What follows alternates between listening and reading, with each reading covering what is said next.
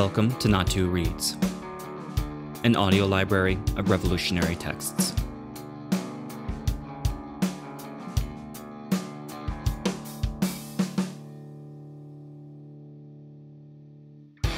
Scripting the Change. Selected writings of Anuradha Ghandy.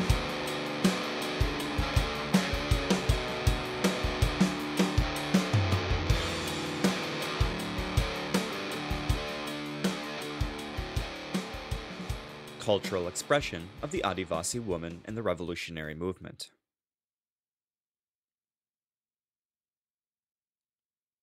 Sadhana, a male comrade, wrote the popular novel Rago, which deals with the social oppression of an Adivasi Gond girl, her resistance to that oppression, and her integration into the life of an armed revolutionary. He wrote it on the basis of his experiences while working in Dandakaranya, at a time when the tribal women's movement was still in an embryonic stage. Almost a decade later, the Adivasi girls of Dandakaranya are themselves composing songs in Gondi to express their oppression and anguish, and their path to liberation. From the hills in Balaghat and Abujmad, to the banks of the Godavari and Pranita rivers, the forests are resounding with songs, not only about revolution in general, but also about women's conditions and their aspirations. This cultural outpouring of young women squad members joining together to compose songs is spreading. Young girls can always be found in villages jostling each other while standing to give chorus when these songs are being sung. An old but popular song that has been adapted in the various dialects of Gondi, as it has spread from area to area, is the Kamalaka song. This song has played an important role in spreading awareness among village women. Written as a dialogue between a village woman, Kamala, and a peasant organization leader, Sangampandu, it begins, Madvinir, Madkamir, Kamalaka. What have you to say? Speak, Kamalaka. How much can I tell, Sangampandu? What can I tell, Sangampandu? Then Kamala laments about the marriage forced upon her by her elders and parents, and goes on to vividly describe the slave-like labor she performs at the house of her in-laws and her utter neglect. She describes her work. I labor all day, but then my in-laws call me a lazy daughter-in-law. To collect the leaves, to bring the firewood, it is the daughter-in-law. To fetch the water, to cook the food, it is the daughter-in-law. To make the togu, to cook the gruel, it is the daughter-in-law. To clear the stumps, to gather and sweep, it is the daughter-in-law. I get up in the darkness, Sangampandu, and pound the grain till the sweat flows, Sangampandu. I slave in the house, I slave in the forest, cutting the paddy, cutting the kola, I do well. Yet, girl, you may not thresh, they say. I looked after the house, bring stuff from the hills, but I can't go near the grain store. I breed the hens, I breed the pigs, but he eats without asking his wife and children. Near the punch, near the ritual, if we go, what do women understand, they say? What sin have we committed, Sangampandu? I cannot go anywhere, Sangampandu. He takes the cows and bulls and sells them off. He drinks and spends the money, my man. He never brings anything, not even clothes, as if he doesn't know he has a wife and children. This song, very popular among women, young and old, poignantly brings out the unending, unrecognized toil and taboos that is the fate of tribal peasant woman. The patriarchal family, the subordinate position of women in the family, and their lack of rights is a theme repeated in many of the songs on women. Like in this song written by the squad woman in North Bastar 2 years ago. The red flower, sister, is flowering. Let us follow the path of the red flower and struggle. In the village, the elders, sister, the elders threaten and suppress us, sister. In the house, it's mother and father. Without listening to mother and father, we cannot go anywhere. They marry us off, sister. You bring up the sons and daughters. You do all the work in the house. But the man has the right to the house. The children, too, are the father's right. Sister, the sons and daughters get the father's name. Sister, the house, too, is in the man's name. Wherever, sister, we are seen as outsiders. Wherever we look, everything is in the man's name. In the flag song, too, the lack of rights over the crop, land, and the house is emphasized. You give birth to girls and boys, but your name is nowhere, sister. The store is full of paddy, but girls cannot get it, sister. At a tender age, they are married, sister. If she says she won't go, they beat her, sister. We look after the crop, we look after the harvest, but we have no rights, sister. Even though woman looks after the cattle and goats, even if she looks after the hens and pigs, the girl has no share. The land and sky are equal, woman and men are equal. The social oppression faced by girls due to some of the traditional customs and superstitious beliefs are also repeated in many songs. Like the forced marriages practiced quite commonly, and the practice of forcing women to remove their blouse once they get married, in parts like Gadchiroli. At a tender age, they marry a soft sister. If she says she won't go, they beat her, sister. They bring grown up wives for small boys, sister. Without asking me, they married me, my parents. They took the liquor and fixed up the elders. The Madhya custom is different. The men don't have the custom of removing the blouse. At marriage, they remove the blouse.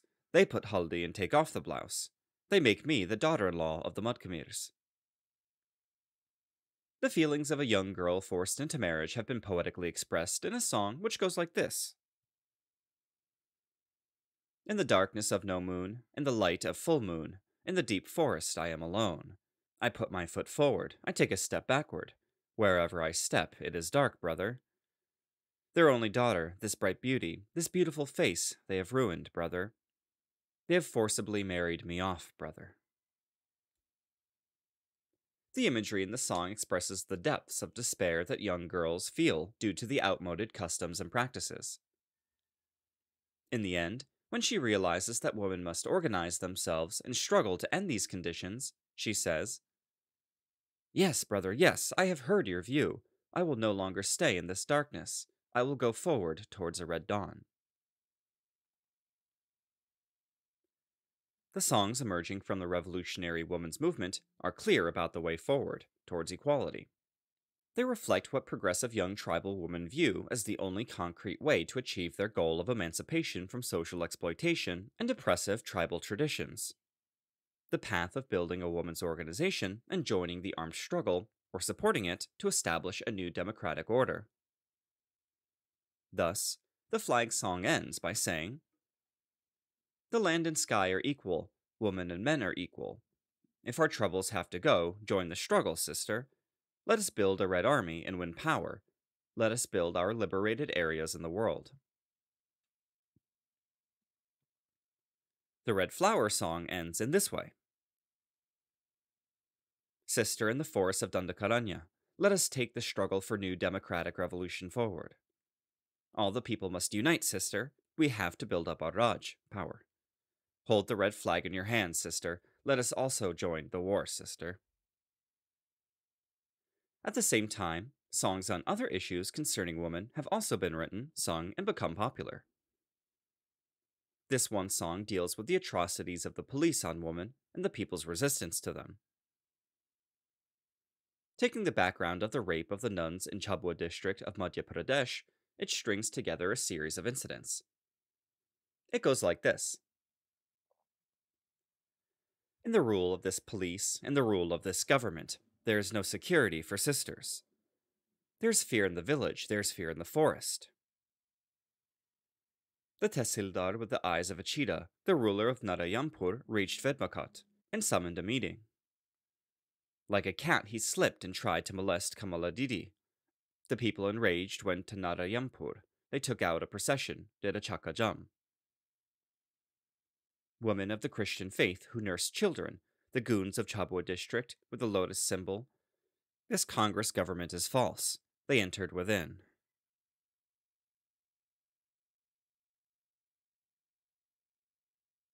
In conversation with Comrade Janaki. Adapted from an interview with Anuradha Ghandy from the March 2001 issue of Poru Mahila, the organ of the Krantikari Adivasi Mahila Sangatan, Dandakaranya. Translated by Nalama. All emphasis as in the original.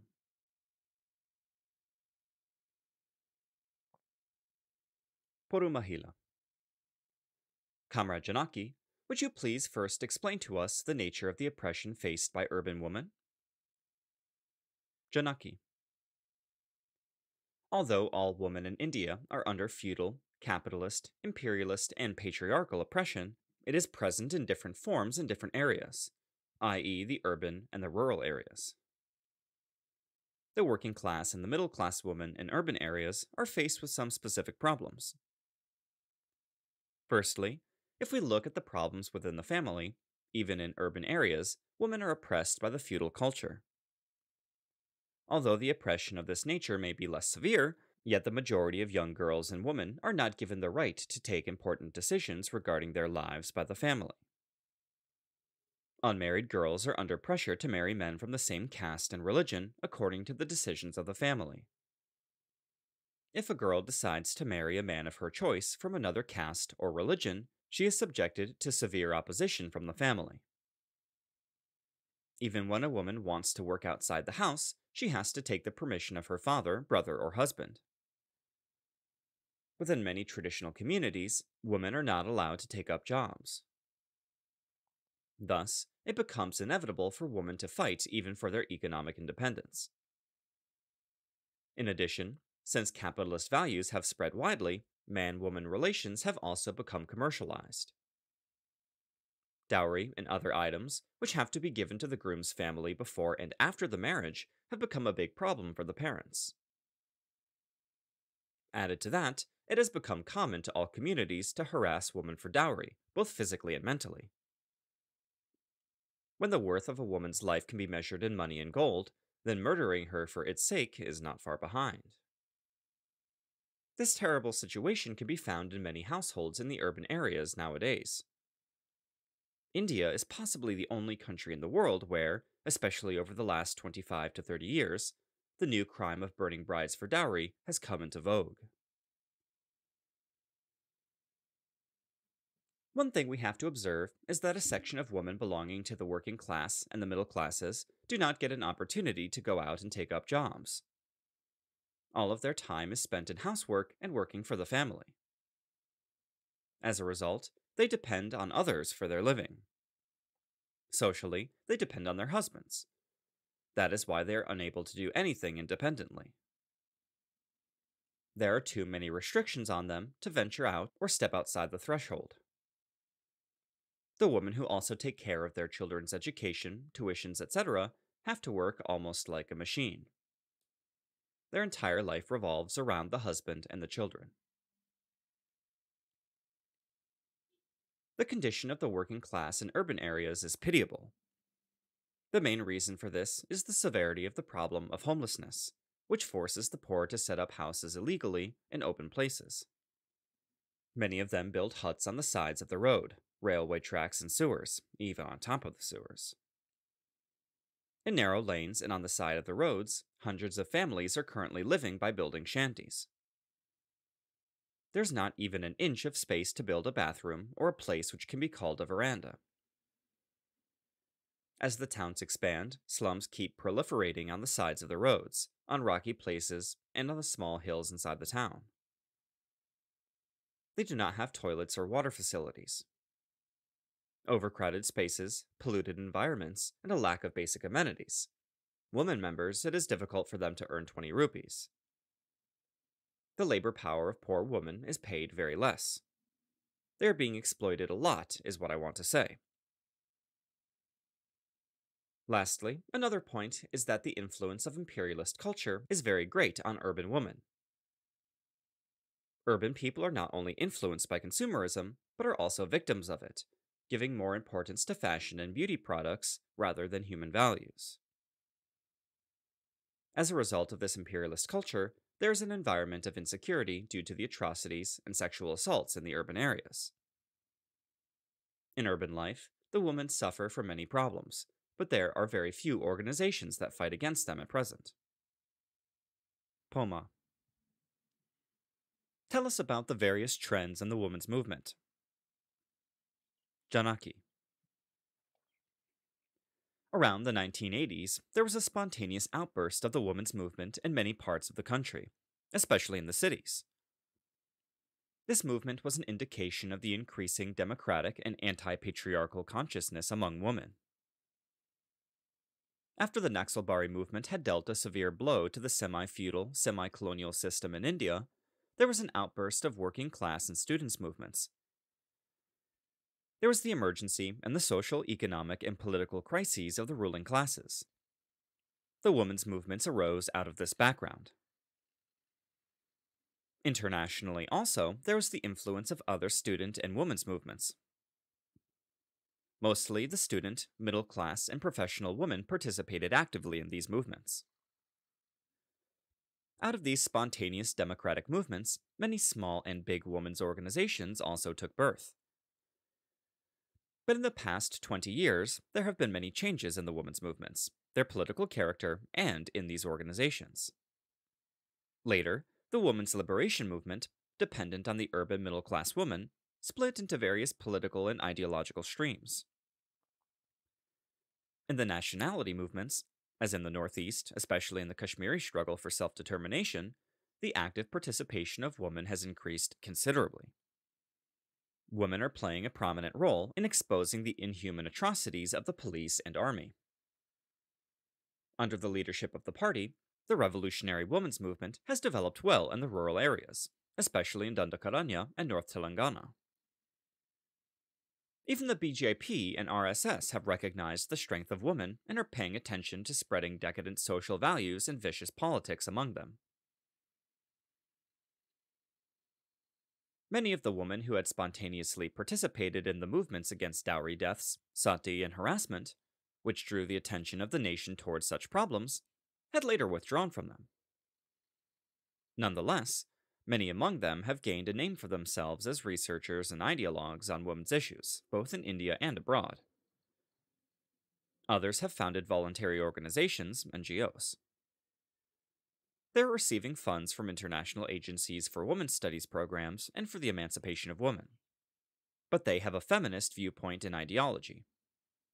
This means that they have become propagandists for feminism, and believe that since patriarchy is the main problem of women, they have to fight only against patriarchy. But patriarchy has its roots in class society. In all societies, it is perpetuated by the exploiting classes, i.e., feudalism, capitalism, imperialism. Thus, fighting patriarchy should mean fighting against these exploiting classes. But the feminists do not seem to recognize this. They believe that the woman's conditions in this society can be changed by politically lobbying with the governments and by propaganda alone. In reality, this feminist stream today is representing the class outlook and the class interests of the bourgeois and upper middle class women in the country.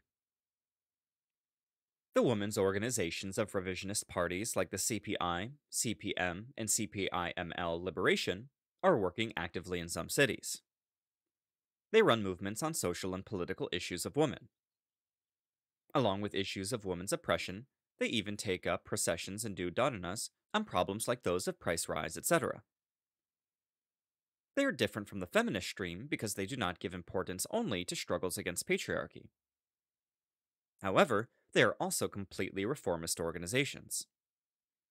Because of their revisionist politics, they are not linking women's liberation with revolution, and are working with the belief that by changing governments, they will be able to improve the condition of women within this existing social framework itself. For instance, in the recent past, they have concentrated all their activities on gaining the right of 33% reservation for women in parliament. In fact, the common people have lost confidence in the corrupt parliamentary system long back. It has also been proven that whoever gets elected to the parliament will always serve the exploiting ruling classes and not work for the rights of women or those of the poor people. There are some organizations in the urban areas which are working actively, basing themselves on Marxist analysis, seeing the roots for the exploitation and oppression of women in the class society, and recognizing the link between women's liberation and social revolution. For a decade, they have been working amongst the working class, students, and employees among women. They are working especially well in Andhra Pradesh and Karnataka. They not only take up issues of women's oppression, but also campaign on political issues. They create awareness among women of the need for fundamental changes in society. It is an alarming phenomenon for the democratic and revolutionary women's movements that the Hindutva forces are also working amongst women. They are reinstating age old feudal values in the name of opposing Western culture. In the name of Hindu traditions like Bharat they are suppressing the growing consciousness for women's liberation. Not only that, they are also carrying out vicious propaganda against religious minorities among them. They are even giving military training to the woman in the name of Nadi Shakti. In brief, the women's movement is divided into various ideological streams all over the country. We have to study them and build up a strong women's movement by fighting against the wrong ideological trends in them. Poma. How much do people know about the revolutionary women's movement? What is its impact? Janaki. The Adivasi women's movement, which has been emerging in the Dandakaranya over the last decade, has had great significance in the history of the contemporary women's movement in India. Apart from the great political mobilization of women in nationality movements, it is the Adivasi peasant women who are playing an active role socially and politically in India. They are organized on a wide scale in a large number of villages, and are opposing the age-old patriarchal traditions inside the Adivasi society. They are participating in the armed struggle against the exploiting government and its army in political campaigns. This is a big victory for the Krantikari Adivasi Mahila Sangatan. But it is very sad that very little information is available outside about the extent of the comms and about its activities. The CPI-ML People's War members and its sympathizers in other states know little about it. The party put in some efforts for this. The paper written and sent by you for the AILRC seminar in Patna, it was published in Telugu and Hindi, the book on women martyrs, and some novels and short stories have been useful in propagating it. But information about this revolutionary women's movement is not going out regularly. Even your magazine, Poru Mahila, is seen outside very rarely. Widespread propaganda about comms and its activities is much needed. Through that, we can give a fitting reply to the government's negative propaganda about the approach of revolutionary parties towards the women's question. Poma. Tell us about your experiences in Dandakaranya, DK. Janaki. Before coming to DK, I had read articles and reports about the women's movement here. But I did not have an assessment that it was so widespread. That is why I was very happy to see this side of the movement. I must tell you something. In the lessons taught about tribal societies in the colleges, they say that the Gandhi society is very liberal. But after observing the Muria, Madhya, and Dorla people from close quarters, I understood how patriarchal the tribal society was too. I understood how important it is to study the problem of women's oppression deeply. Although the participation of Adivasi peasant women in the production process is very huge, patriarchy has curbed their rights. While writing about the women's movement during the war for a new democratic society in China, Jack Belden, the American journalist and writer, had written, quote, "The Chinese Communist Party has got the key to the victory of the revolution. They have won over the most oppressed section of the Chinese society," end quote. When I saw the women's movement in DK, it was these words of Belden which came to my mind. In fact, next to the Chinese Revolution, it is the revolutionary movement in DK that has proven that where there is a people's war, where there is armed struggle against the feudal, comprador, imperialist system for the victory of a new democratic revolution, the working class women participate actively on a large scale for the emancipation of the whole society, as well as for their own emancipation. People's War has shattered the hesitations of the woman. It doubled their strength. It showed the path for the liberation of women. There is a link between the semi-feudal, semi-colonial society and women's oppression. The Marxist principle that we can carry forward the fight against patriarchy only along with the class struggle has been proven here to be correct. Wherever the party is working systematically, we can see that the participation of women is greater in all political activities and movements. In 1998, due to the severe famine conditions in South Bastar, many women had migrated to Andhra Pradesh for daily wage work. There were COM's Range Committee members too among them. But when we asked them to come for the 8 March meetings in one place, 700, while in another 450, had attended. Before that, in rallies against famine conditions, thousands of women had participated. When I was there, women got recruited into the People's Guerrilla Army on a large scale. In some places, the recruitment of young women was more than that of young men. The thing which influenced me the most was that the wives of married comrades who were already in the squads are also getting recruited. Many of them have even given away their little children to relatives and are becoming guerrilla warriors in the ongoing Great People's War for changing the society. And I have seen many woman comrades who stood steadfast with the People's War without looking back, even though within a few months their husbands had died in police encounters or in some other accident. By breaking away from the traditional, dreary, narrow confines of the family, they prefer this new life, even though it is full of dangers. In that manner, their life and their existence are becoming meaningful. I have seen many comrades receiving training and taking up new responsibilities. Building up comms as units in every village, election of committees, election of range committees and range conferences, sending the unit members to villages for propaganda campaigns, participation in bonds, and other protest activities, providing them military training, all these are victories of the movement. But what I have observed in my experience is that since the area committee members are engaged, without respite, in various kinds of responsibilities, and due to a typical work style, comms work is being neglected. We have to think of new methods to involve the elderly women in the villages. Women and children are facing a number of health problems. By increasing their understanding in these matters, and by paying special attention to their welfare, we can increase their zest. We have to increase their participation in the village-level meetings. Many people call the comms an organization of young women. Widening the narrow knowledge of society among the members is another challenge in front of us. Likewise, there is a need to give special social and political training to women members in the squads and platoons. We have a plan to give them continuous education and scientific knowledge regarding health problems. Although there are discussions on these topics, due to a scarcity of time and due to getting immersed in various kinds of work, they get postponed. We can get rid of the sense of inferiority by giving them scientific knowledge and imbibing wide social awareness among them. Poma.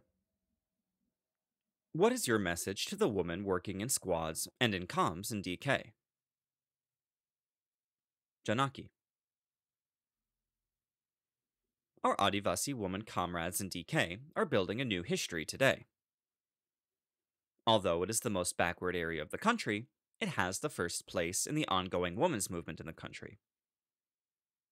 They are answering the guns of the police in a fitting manner by fighting equally with the men comrades in the armed struggle to free this country from the vicious grip of imperialism, feudalism, and comprador bourgeois clutches. In the villages, they are standing up for their rights by facing the threats and pressures of village elders. They are weakening patriarchy and Gandhi Adivasi culture. Although they are opposing such big enemies and forces, the shyness and sense of subordination, whose remnants are still present, are also obstructing their development. An inferiority complex comes out of these.